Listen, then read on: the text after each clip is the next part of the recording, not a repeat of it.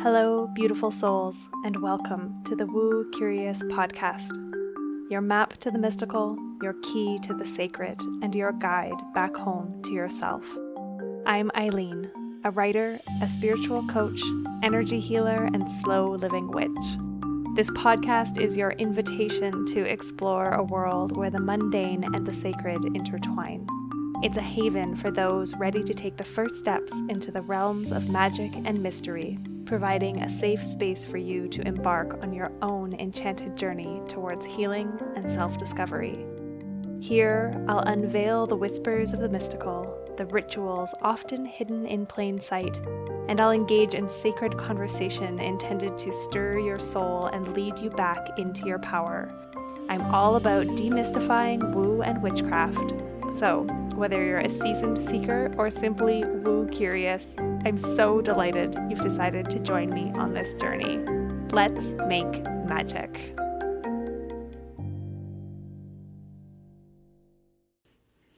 Hey Woo Crew, before we drop into today's episode, I have two things that I want to share with you. The first is that the pre-order for my upcoming book, Awaken the Magic Within, Rediscover What Your Bones Remember, is now live.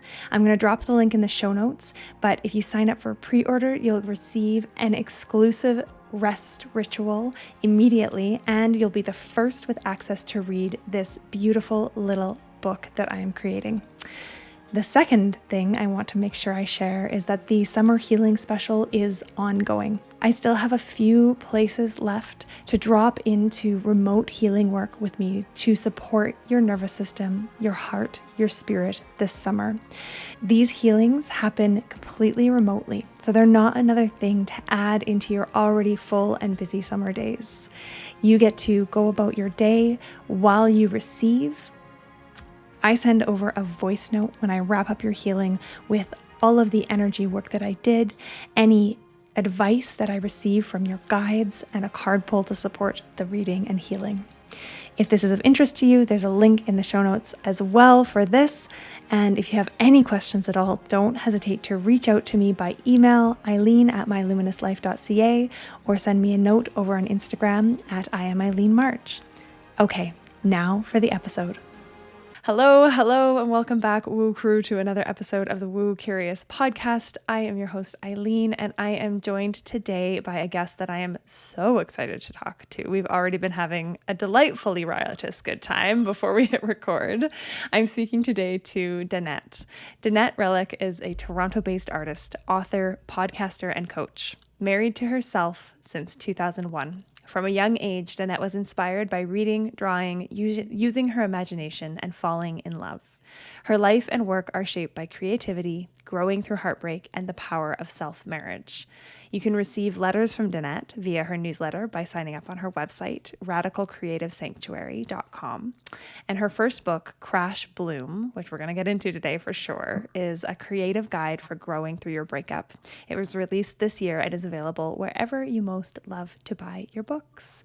Welcome, Danette. Hi, Eileen. I know everyone says this, but I'm really happy and excited to be here. Yeah, I'm really excited to have you here as well. I think we have so much to talk about, and I have so many questions. Oh, good. I'm really excited to get into it.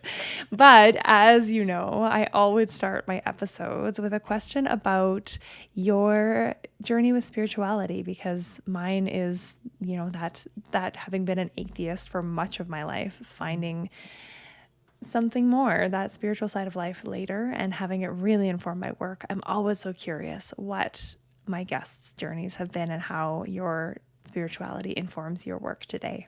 Mm-hmm. This is one of those amazing questions that I think people probably gasp, at least on the inside, when being asked, because how many times do you get asked this question? It's such a deep and bold question. So I grew up in a family. We weren't a very spiritual or religious family, but I grew up in like the Catholic school system. That was important for, my family comes from a Roman Catholic background, although my parents didn't want to drag us to church, and they probably didn't want to go to church themselves. But there was something important about having that education, which I'm really grateful for. And so as a kid, that religion was the framework for me to learn about ritual and, or, gathering together in prayer and these kinds of things.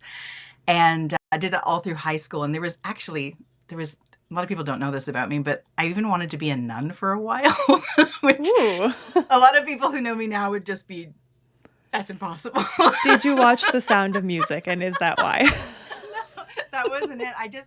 There was something about like, I don't know, the simplicity and the devotion and the singular focus and the peace of it all. There was something about being in those spaces, being in chapels, like not during the mass and not really the Bible part always confused me, but there was something around the singing and the gathering. And I think the forgiveness, like when I've had moments of kindness in that setting where it felt okay to be so loving to strangers and where you couldn't do it in a grocery store, but if you were in church, you could. Right. There was something about that love and the power of that love that really got me. And it was eventually in high school, I started going to church by myself, which my parents didn't say anything. And in hindsight, I'm like, that must have been so weird. I was like, got my license and was driving to church, which our family had never done. And they didn't question it. They just let me do my thing. And it was in there where too, I was starting to learn more about feminism. I was starting to learn more about the bigger world outside of my suburb and my smaller life. And I would always apply that. Well, if this doesn't apply to everyone, how can it be right? Right. Yeah. Just in general, And Yeah. then so definitely there were things about me that I loved and accepted that clearly the church didn't love and accept or wouldn't permit or Right. allow. And so there was that tension growing of like, I'm here, but am I really welcome? Like, is this really a place for all of me, or do I have to compartmentalize? And so I think after that, going to college, especially art school, taking classes in Zen Buddhism, existentialism, all these other, learning about all kinds of things.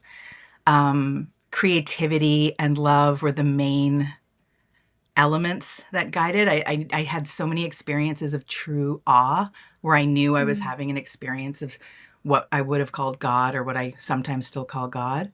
Yeah. And, but yeah, it just felt more like just trying to figure out a little bit of a puzzle and more of like a sense of sacredness or holiness that is still ongoing and have like circled in and around that my whole life. The one nice thing that got to bring music back into it was there's this group, well, it's a duo and a group called Choir, and based out of Toronto. It's these two guys that came together, and it started out as a party and then at a bar. Now it's grown globally, but they would just gather and sing pop songs in 3-part harmony, teaching everyone the parts and just sing for the hell of it in a room for $5 and, have a beer and come sing in with people. Right. And I did it every week for years until I had a brain injury and I couldn't tolerate the the sound frequencies. But it had that same experience of like where people here gathered together, and there's something about the beauty of especially their arrangements were so lovely. And there was a lot of people who actually went there regularly, and some were going through divorces, going through cancer, like there was a part of them that they were bringing to this choir. They would never miss it because it felt like what used to feel like church. So it was like finding that in other places, but especially in community. That was such a meaningful part of my life that I miss quite a bit. And it's ongoing. I think the artist way probably played a big role in returning and recreating my relationship with the divine and with the language around it. And I'm still kind of toying with what language feels okay to me. I think it depends on the company I'm with and the mood I'm in. Totally. Yeah. I resonate with that for sure. Yeah. Yeah. Yeah. Yeah. The artist way is, I loved how she describes God, God, as good, orderly direction. Yes. Because it gives us this different languaging instead of this God, because in the Western cultures that we grew up in, it's God the Father. It's this white dude in the sky who actually probably wasn't white when he was first conceptualized, but but he is now. And and that sense of how do we relate to that something more? A lot of what you describe, it's like the church versus faith or spirituality. Yeah. And the importance of community. I circled that. I wrote that word down because I remember when I was a kid, I wasn't raised with any religion and I wasn't terribly curious. My sister went through a phase, but I didn't.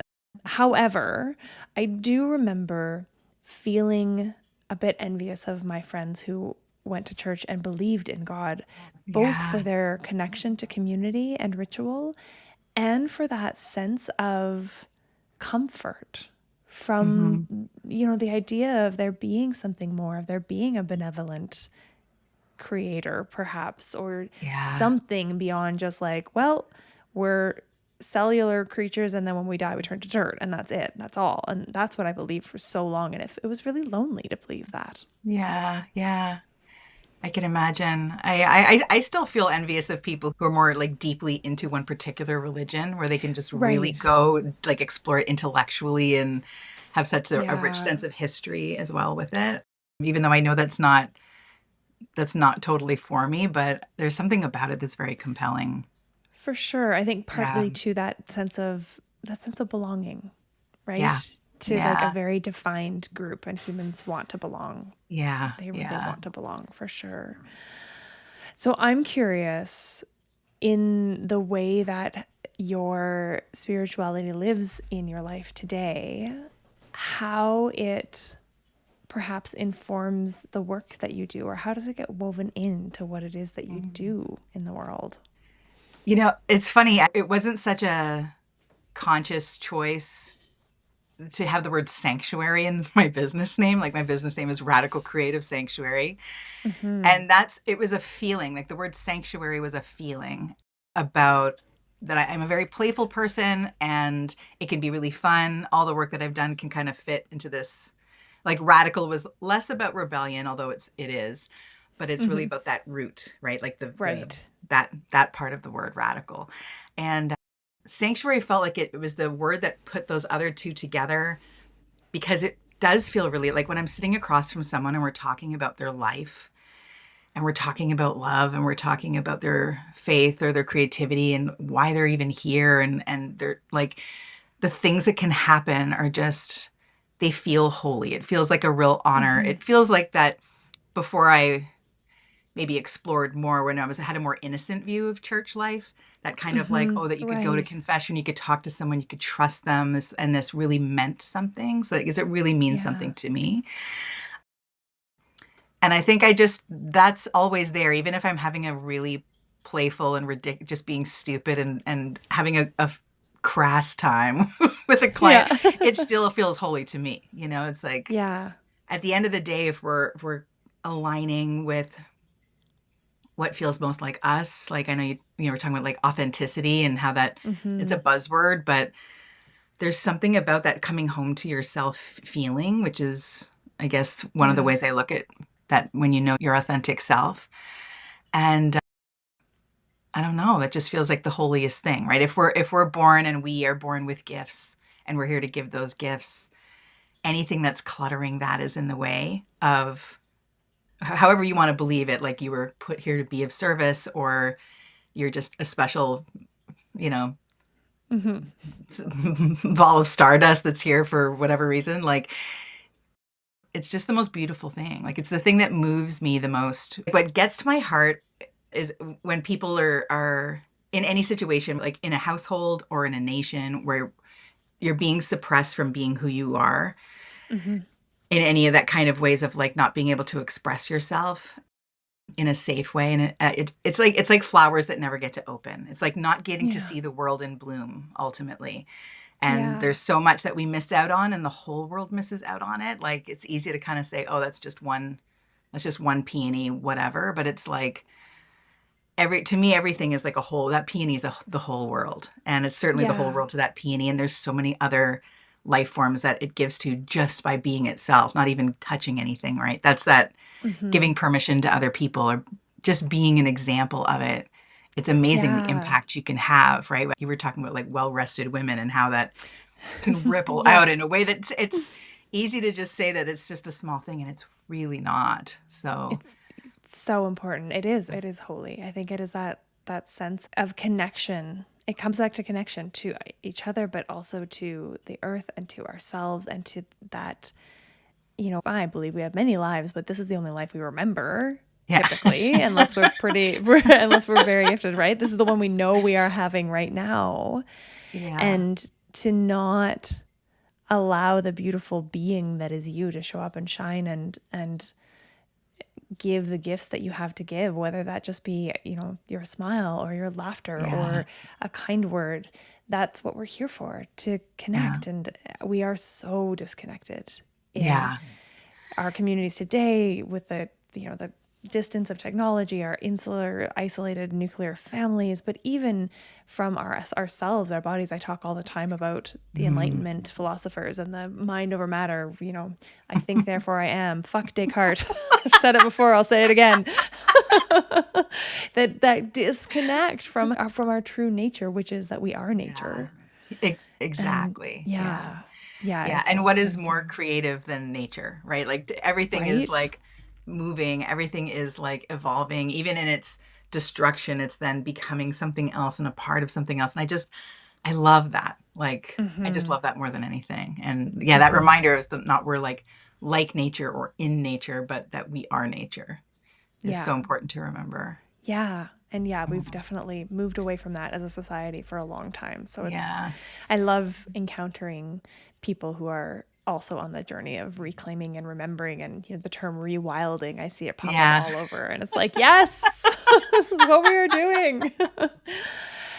Which feels like a natural segue to me anyways into into like a little bit about, I'd love to hear a bit about your book, your journey there, and especially about self-marriage, Hmm. because when I saw that, when I was reading your email initially introducing yourself to me, I was like, okay, I got to know more about this.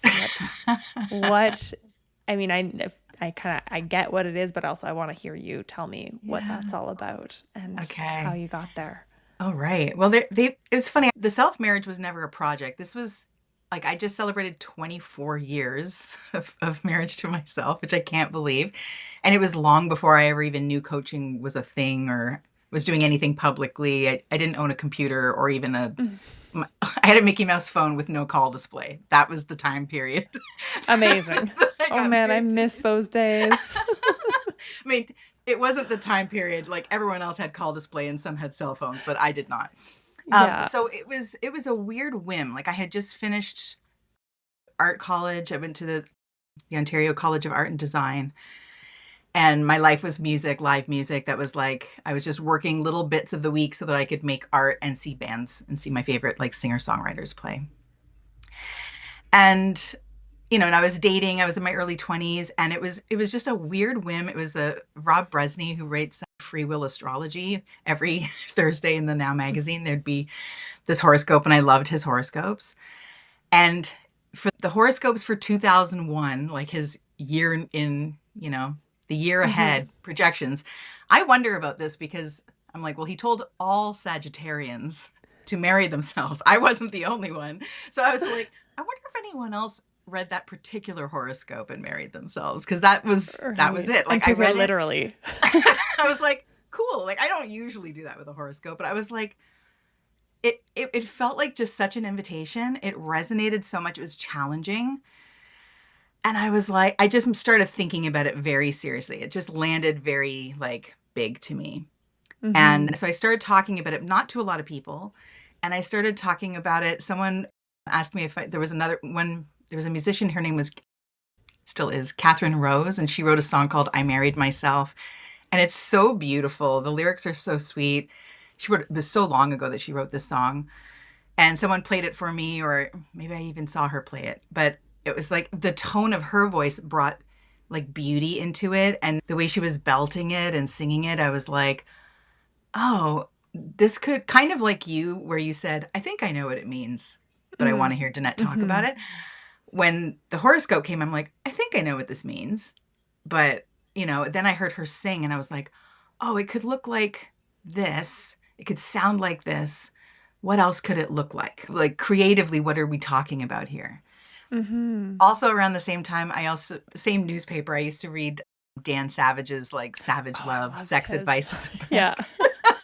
And someone he was given like some tough love to someone saying, look, we're not all given soulmates. Like, this is not a guarantee. I don't know if he said they're not handed out like loot bags, but that's what I remember. I don't know if that was his roots or Sounds like my him. thoughts. And he was, he was right. And it was one of these things where I just, again, it felt like called to me. I was sat with it. I was like, yeah, that's right. We're not all guaranteed to meet our soulmate. Um, I don't know if this big love that I'm looking for is going to happen.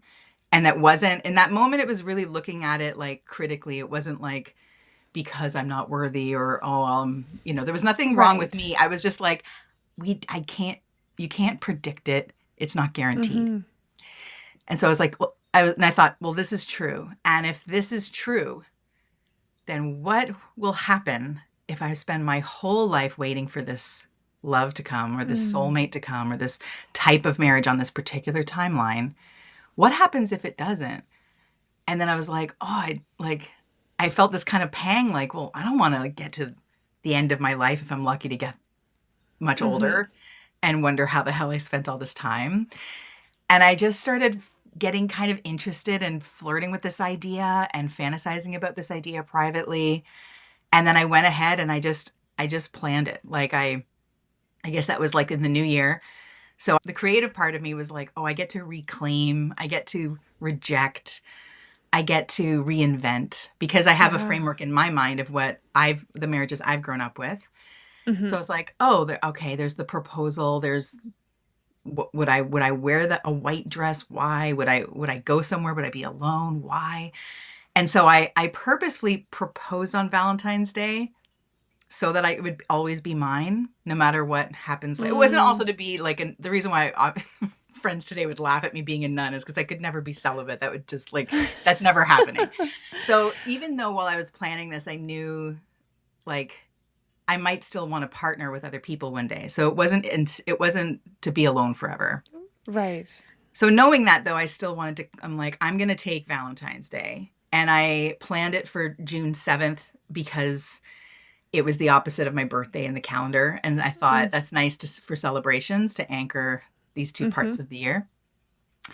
And I also knew I would never, if I got married to someone else, I would never have a June wedding because I am terrified of bees and wasps. And I was like, and I get hot. And even then I was like, I'm just never doing that. So it won't be a conflict Right. scheduling. There's so many weird practical elements of the plan. But there was something so nice about like, how would you plan a wedding if you were planning a wedding and there was no compromise? It was Mm-hmm. just about love and loving yourself. And you didn't have to compromise with a church, with your in laws, with your future spouse, with anyone. I was Mm-hmm. like, I can break all these rules. I can make whatever I want happen. So I had a lot of fun recreating that whole thing. I got married by myself on Toronto Island. And this is like, I could go on and on about it. Actually, I think my very first podcast episode, which I've re-released on YouTube with like a little Mm-hmm. slideshow, has pictures Right. of my actual wedding day and more Yes, I about this saw them. I story. think I went Okay. and watched. Yeah. Okay. So if anyone wants to hear the longer version of that I told the story, you can look at my YouTube channel, which is just I think it's just under my name, Danette Relic. Mm-hmm. But so after I was married to myself, it was like I didn't really tell many people. It was a private thing, and it was then the work began, right? And I think this is Mm-hmm. like in life too. People can get real caught up with the proposal and the Mm-hmm. wedding and all the things, and then it's like, and then there's the relationship, which is not the same Yeah. as the wedding at all, Yeah. and that's the daily incredible opportunity. But I don't know if how many people are really prepared for that, Yeah. and I don't That know. So, relationship building and that accountability to oneself and each other in a partnership, but like, yeah, yeah, like this is what a does it really really look like? interesting framing of like how do you show up for you as though they were an other. Yeah, right. Yeah. For me, that was helpful because I needed to because I was always like looking to be chosen, looking to be like Mm-hmm. desirable. I think a lot Mm-hmm. of As so many of women us are are. conditioned in that Yeah. way. Certainly Yeah. all the media and the movies and all the things I still love were very much, you know, Yeah. Waiting putting for those Prince ideas. Charming. Oh yeah, Mm-hmm. right. Yeah, So it was totally. like, okay, so I needed that framework to kind of think about myself as an other. It's a little bit of a mental Yeah. game. But also the marriage was important because of the lifetime of it. Like, Mm-hmm. I'm not just doing this summer. I'm not just having a self-love moment. I'm not just doing this and then I can put it on the back burner. It was really important, the accountability of going through with the wedding and calling it a marriage and having vows. And the vow writing is a whole other thing too. Because how many people say in sickness and in health, Yeah. I mean, as you get older, like you realize how much you don't know about that, most likely when you're Yeah. getting married at 20. What are we really Yeah. talking about? What are we really, what does monogamy mean after like how many decades and just all the stuff, Yeah. So it was like, so with myself, I was like, okay, I'm going to hold it also was kind of compassionate because on one hand, it's this big deal. It's so serious, like this lifetime commitment. But on the other hand, I'm like, I got my whole life. I got lots of time. I don't have to Yeah. get this There's right no tomorrow. rush. No. Mm-hmm. And I got to just do whatever. And if I went through a rough patch where I wasn't being super cool with myself, no one else knew but me. And so it was also that Mm-hmm. practice of being accountable to myself. And I think that's why the Yeah. anniversaries can be really helpful. So coming into my book, Crash Bloom, it was interesting because, I started using my vows as a way to help me date. So it was like, okay, I'm Mm. my primary partner Mm-hmm. and I will only date people who enhance my relationship with my primary partner. Like if I have to Right. cheat on myself to be in this relationship, it's not good. Yeah. Right. That was the plan, Yeah. and then there's all the little ways that you can get tempted into, well, Yeah. and make these compromises, which I did in some ways. But Mm-hmm. it doesn't mean that anything wrong. Like it was interesting because I was, instead of doing it blindly, I was consciously, like, I remember the moment where me and this person were vetting each other and I had like Mm-hmm. some deal breaker questions. And I Mm-hmm. asked them, and one of them, he was completely honest and gave me the answer that I didn't want, but I really appreciated how he could have lied and he didn't. Right. And I chose to override my vow. Like I just, Mm. but how Mm-hmm. many times had I done that where I didn't have a vow in the Unconsciously. first place and I wasn't conscious? You could live your whole life like that, confused, Yeah. you know? Yeah. So So, to be able to make that choice is empowering. oh yeah, Even if it that's wasn't the right right. choice long term for you, there's power in saying, okay, well, I see clearly, and Yeah. I'm gonna do it anyway. Yeah. Right. And Yeah. what's going to happen? Right. So I was like, Hmm. I told myself maybe it was true. Maybe it was a little whatever, but it was like, there's something I need to learn, is what I told myself. I think I was a little bit Mm. trying to justify the situation, if Yeah. I'm honest Fair. now. But Hmm. there Yeah. was. And you And did so learn. I sure did, and I don't regret any of the decisions I've made up to that point or after. But so breakups kept happening, relationships kept coming and going. And I would always go to the self-help section or the library and like sit there and cry. And I'd always go to books. Hmm. And after one particular breakup, I couldn't find the book. I was looking everywhere and they were all annoying, or they were too much, or they were too like just trivializing it. Like, they were Right. pink. They were always pink. Yeah. And, like a lot of finger wagging, a lot of rules, a lot of like Yeah. whatever, sassy, quippy advice. And I was just like, okay, no. And I wanted something that honored like the sacredness of the connection that I had lost, even if it was a 3-month relationship. Like, Yeah. doesn't have to be a 10-year, 20-year marriage. Like, you can have like a really intense love and a real big heartbreak after a short connection with Oh, for somebody. sure you can. So I wanted it to honor that. I also wanted it to allow me to feel it. Like, I think there was a lot of stuff that was like, don't wallow, don't, Right. Get just over get it. back out there, get That's over it our quickly. the whole Western culture's Yeah, discomfort with anything resembling grief. exactly. Exactly. Like, there was no room for grief. And then on the other side, it was like so deep, like past lives and just deep diving Mm-hmm. in all of the, like, it was too heavy. It was like books that are this thick about unpacking absolutely everything. And I'm like, Right. I can't. I don't have the energy. I'm so heartbroken and sad. Like, this is too much work. And so I just kept kind of righteously saying there should be a book that should and this is what it should these are the chapters it should have. I Yeah. was very clear about what it was that I wanted, and then I was like, okay, I well, why don't you guess I'll stop write it. complaining and write it for yourself. So it started as a blog post, then it went to a series, and then Hmm. it went on for many years. And like I mentioned earlier, I had a brain injury about 7 years ago that just when I was almost finally finished the first draft of this book. And then that happened Oh, and really took me out for, well, I don't feel like I really started recovering super well until like 5 years later, which is only wow. about 2 years in. So, but I Yeah. finally circled back. So the book, I say this because I know there's probably a lot of writers or aspiring writers that might be listening. And, you hear all this write a novel in 6 weeks or whatever. And like Yeah. this took me probably 12 years Yeah. from start to Yeah. finish. And I'm so glad I didn't publish the earlier ones because I there was some stuff in there that should have been in a journal, not in a book. And it took Right. it took Yeah. the second breakup where I went back to my note because I broke up the first time, Yeah. wrote stuff, fell in love, abandoned my Yeah. project. Right.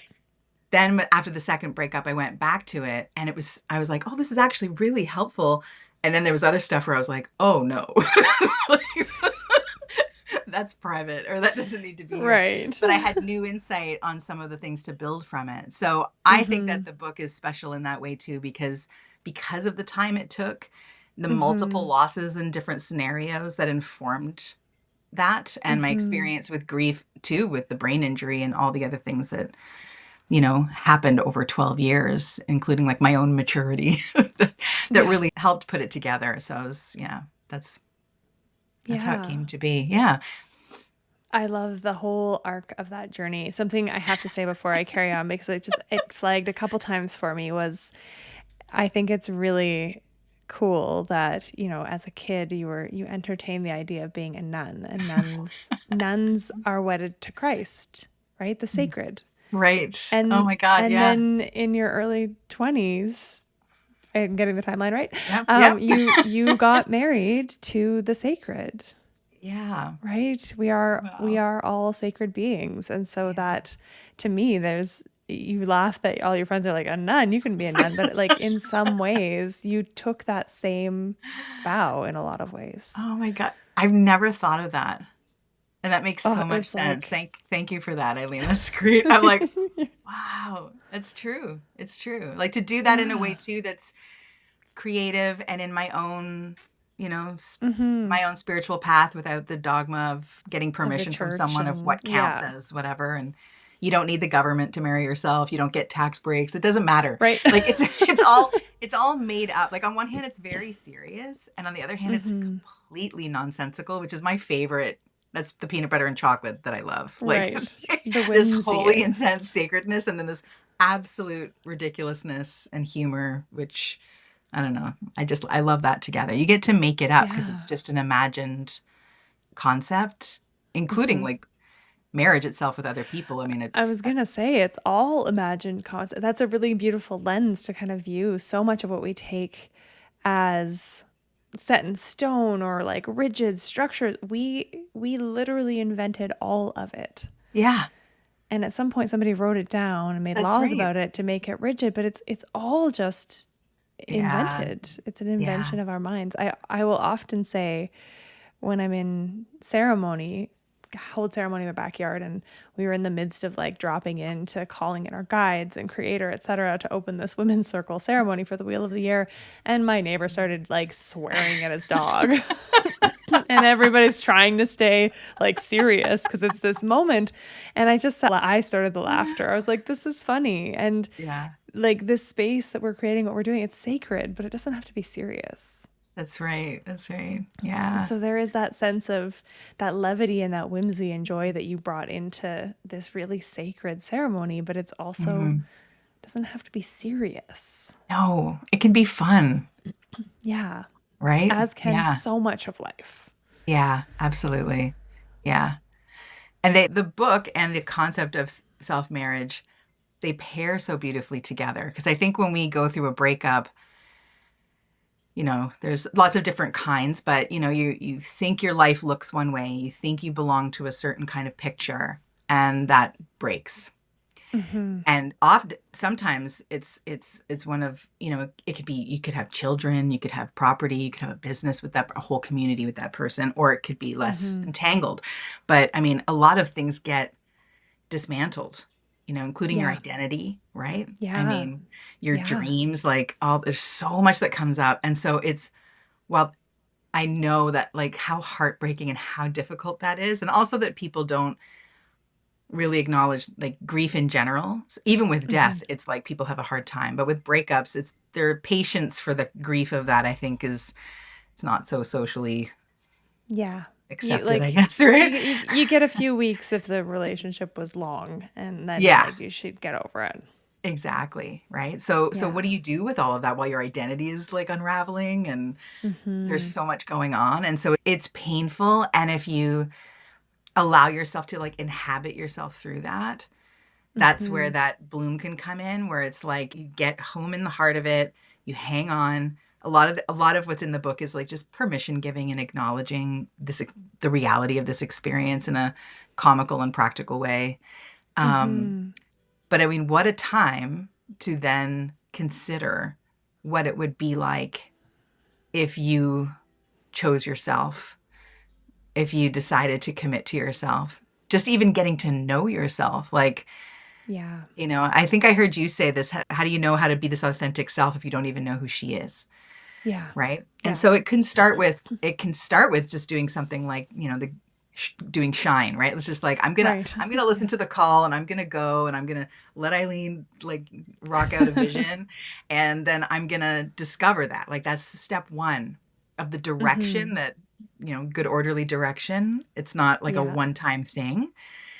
And for me, it was different. I was more like a sacred matchmaker. Like, I didn't do the getting to know you part. I did the marriage Mm-hmm. first. I was like, Right. right? I'm like, okay, you two belong together, Danette and Danette. Yeah. We're doing this regardless because I know better. It was such a strong feeling. The horoscope felt like that, like, okay, stop all this. You're marrying her. And I Yeah. was like, okay. And so since then has been that journey of, like, I Getting to know we're in know, this falling pocket in together. love. We're stuck here, so we might as well get to know each other. It'll be easier if I get to know her. Mm-hmm. Like, it'll be so much easier. I will cause so much less harm to Yeah. myself, but to others, if I'm not Yeah. confused about what I want and what I'm capable of in a romantic relationship or anything else. For me, romantic relationships were the real driving force. But I think Yeah. also for others, it could be like any of the houses in the zodiac. It could be, your purpose could be Yeah. in service or in work or in your family structure or whatever it is. But for me, it was romantic relationships. Mm-hmm. Yeah, Mhm. it's such a beautiful way of approaching it, and to then be able to be it's so because so many of us lose ourselves in relationships or lose parts of ourselves, shrink ourselves, Yeah. change ourselves to hopefully be more accepted. There's this sense of like coming into relationship in wholeness, and what a gift that is to give the person that you're in relationship with as Yeah. well. Yeah. Yeah. I mean, I think too about, it's a gift to that person. I mean, we've all known that too on the receiving end, right? When someone's, like, really themselves, they know themselves, they're Yeah. enjoying themselves. You see them and you can decide whether or not you're attracted to them or not, because you're Yeah, seeing it. because you see them. But then there's the ones where it's like, oh, this is what a person of this type of person's supposed to look like in this courting dance, and we're all doing some kind of version of Mhm. performance. And then it starts to be revealed, like, oh, I thought Right. you were way more. You said on your profile you were really laid back, or you were really spontaneous and love Right. to travel, but you don't, Like, Yeah. if we don't know who we are, we're not going to be who we are, then we're going to attract partners who are doing their best, and they think Yep. maybe they see us. But then I think that deep down, it's it's easy to kind of doubt the love that we're receiving, because we know that we're not being our free whole selves. So Yeah. if I attracted somebody wearing a blonde wig and, pretending I'm an accountant, and then slowly over time Like, stopped wearing it by the and was like, way. surprise, that's not really my gift. Like, I would always know that, like, that's what they were attracted to. Yeah. And That's what so drew them in. even if they said they loved me, I'd be like, well, yeah, but you don't really know me because I haven't really been myself. I had just had this like crashing awareness of like why perhaps it is so hard. I'm not on the apps. I was briefly for a while, but I have a lot of friends who are, and why it's so hard to find people that you actually resonate with because the apps are set up to put on a performance. Yeah. To like, it's really hard to be authentic on in those spaces because it's I don't know, it's it's all just visual in a couple of words. Like there's no Yeah. pheromones, there's no presence, there's no nothing. And Yeah. so yeah, it's that sense of like, of course we're in those spaces, it'll be more likely that people attract other people who are putting on a performance. And Yeah. then how do you take that performance off once I don't know. That's It's a and whole it's a rabbit skill hole. set. Like I write great profiles for me, for Oh anyone, yeah. because I love to do that. But that's a skill set. Not everybody has the Yeah. skill set. And so I Yeah. know a lot of people who are terrible writers, terrible spellers, Mm-hmm. incredible people, incredible lovers. No one's going to respond. Right, because they spelled their to- wrong. I might not respond if they spelled their wrong. yeah, and it just so, yeah, it's like some people will Yeah. excel there, some people won't. Mm-hmm. But in real life, yeah, you're right. Like just even what do you smell like? Like that's Mm-hmm. Yes. enormous. Because It's you can do huge. all the banter back and forth and then you get together and Oh, the number there was some times where I'm like, oh my gosh, this is like we have great rapport. We both like D&D. That's Dungeons and Dragons. For those of you not nerdy enough, we like he writes poetry. Holy crow! And then yeah. well, at the moment I saw this person across the parking lot as we went on, it was COVID times when we were going on a walk, and I was Right. like, oh shit, like I just immediately, and I was like. We would have Yeah. saved so much time and heartache. And yet it again comes back to that connection piece. And it's Yeah. so hard in the way that today's world is set up to Yeah. meet people Yeah. Yeah. otherwise. Right. Yeah. I think this Yeah. is why too, like why people, it's a method and I think it's gotten so much like that technology has just gotten so gamified and it's so different even Yeah. than it was like, I don't know, a handful of years ago. But also Mm-hmm. when people don't really know who they are, Then how are how they, are they going to show that's, up? that's how Yeah. you see a lot of those like, oh, I'll fill this out later. Like they've never thought about the Yeah. words to describe who they are and what they want. Just these basic, very important questions. Yeah. And so And then, often they've never even thought about what they actually do want. Like people just go through life going through the yeah, motions. Yeah. yeah, yeah.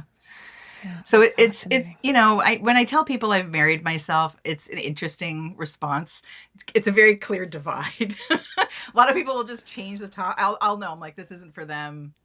Okay, it's Right. very clear right off the top.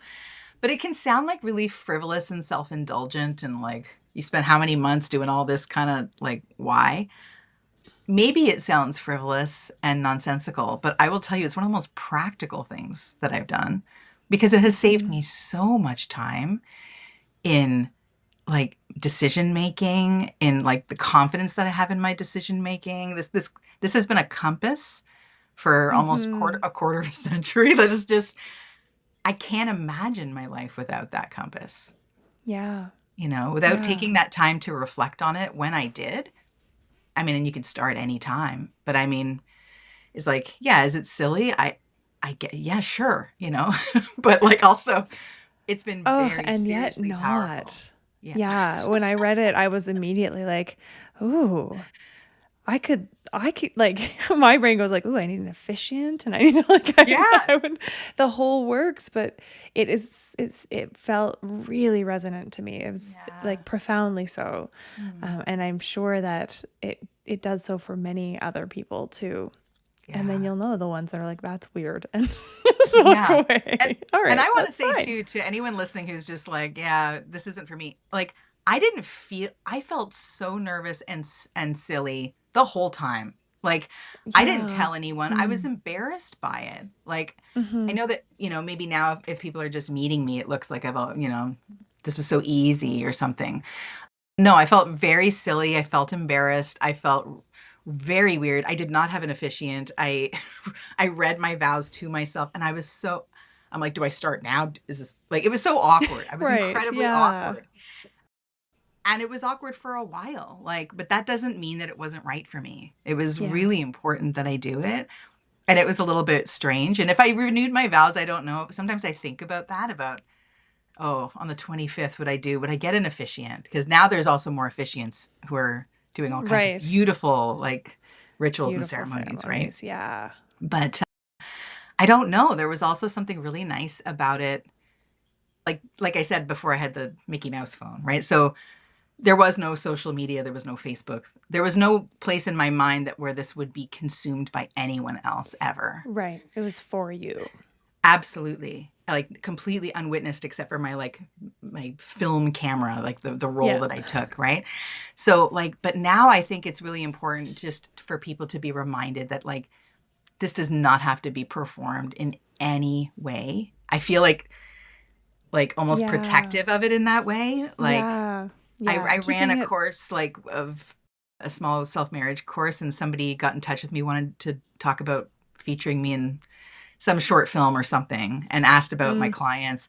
And I was just like, like no, no, this is like not I, because it's authentic and not performative. It's not. And yeah. so And much of what we do today is performative. exactly. The Yeah. second, even when with well-meaning, the second there's a camera or there's something being recorded, or there's the possibility of sharing it, it changes it.